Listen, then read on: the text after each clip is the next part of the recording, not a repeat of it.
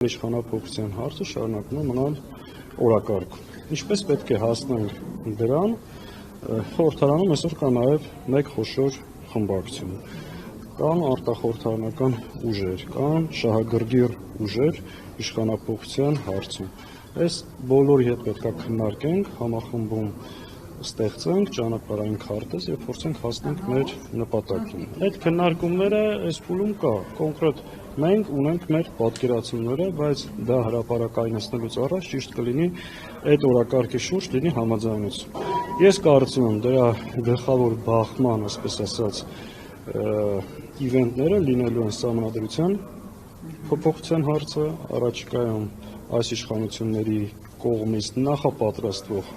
հանձնումների հարցը, դա կլինի անկլավների տեսքով կամ այլ տեսքով, այսինքն ծանր խնդիրներ կան մեր առջև կանգնած եւ այս իշխանությունը հիմիկվանից ժողովրդին եւ դաշտը պատրաստում է այդ զիջումները իրականացնելու համար։ Մենք էլ պետք է անենք հակառակը, ստեղծենք դրան դիմագրավող համակարգեր, որ կարողանանք թույլ չտալ եւ հասնել իշխանության։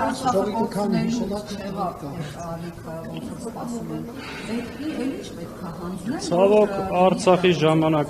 չեղավ, դրա արդյունքում կորցրեցինք նաև Հայաստանից եւս 200 կիլոմետր կառուցի տարածք։ Եթե հիմա չլինի, ավելին ենք կորցնել։